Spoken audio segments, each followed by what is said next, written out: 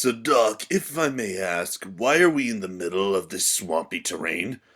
I told you, because we detected an energy signature similar to the ones that are on the list. You think there are any Earthwoids in this area? Maybe. It might be a good idea to stay together for a while.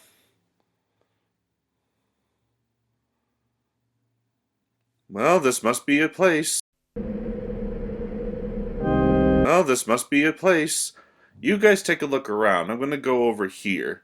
Let me guess, to do one of your ridiculous reviews. Hey, whatever helps the cause, right?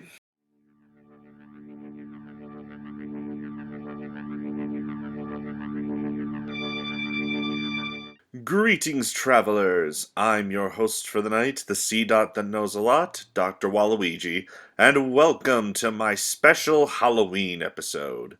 This week, I'm going to be talking about what I consider to be the worst of the Marvel movies that have ever been made. While it's true that I do agree to some extent that Howard the Duck was a bad movie, this is not only a bad movie, this is a terrible adaptation. I'm of course talking about I film from Lionsgate Entertainment, Man Thing.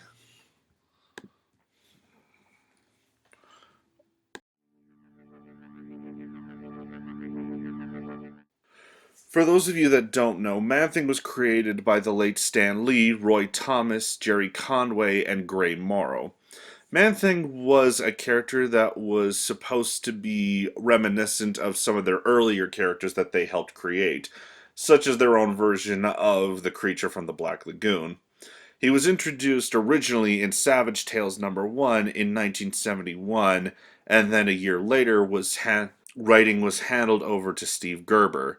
It's not stated why Roy Thomas, who was the original writer of the Man Thing comic, left, but it is hinted at that he left due to the fact that DC Comics had sued Marvel for the likeness of the character of Man Thing and his origins. It wasn't later until the early 2000s when Marvel had announced that they were going to release several of their movies as TV series, direct to DVD movies, or even movies theatrically, and Man Thing was the first one. They had given the rights to make this film to Artisan Entertainment. Unfortunately, Artisan Entertainment went bankrupt and were bought out and merged with Lionsgate, where they then took over the majority of the of filming.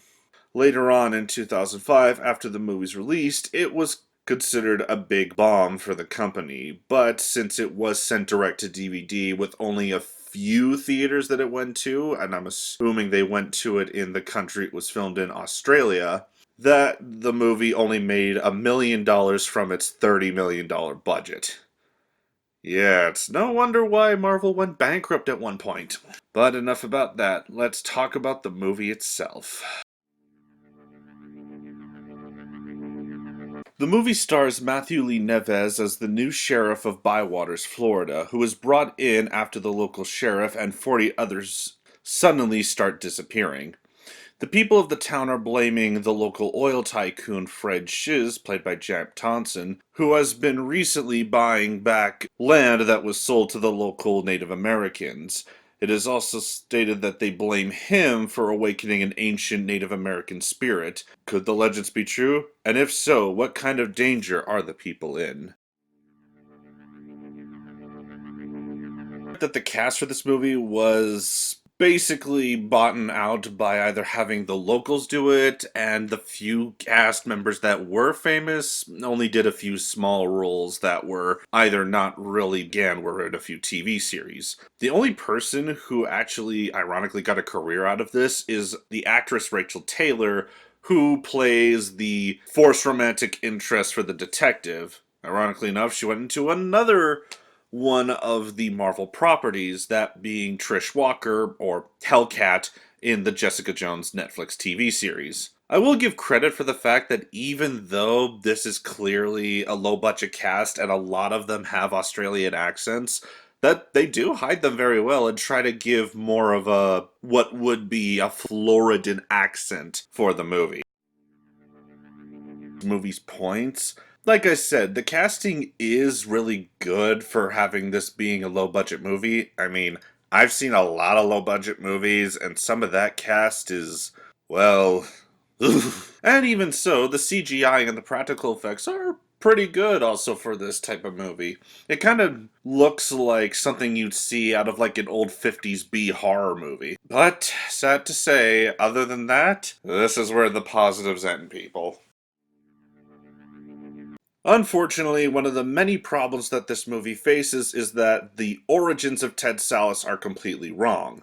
In the movie, they say that he was a Native American trying to stop Fred Shiz from taking over the land, was killed, and then turned into the Man-Thing. That is not the origin. Ted Sallis wasn't a Native American. He was a Caucasian male who was a scientist working to recreate the Captain America Super Soldier Serum, along with his fiancée and his best friend, who ironically enough was Fred Shiz. But it turns out they both were agents working for another company named AIM. See Iron Man 2 or 3 for those examples.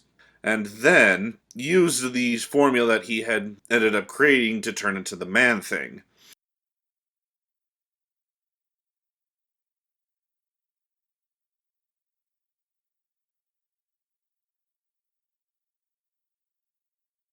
Another big issue that this movie faces is that for some reason the camera work is really weird. Yeah, for some reason after they filmed the movie, they tinted all of the scenes to make it look dark green or dark brown.